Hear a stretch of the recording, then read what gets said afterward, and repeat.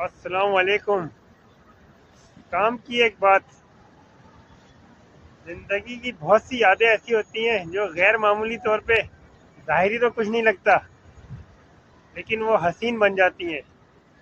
ये इंसान के अपने ऊपर है कि उसको किस तरीके से जिंदगी को एंजॉय करता है।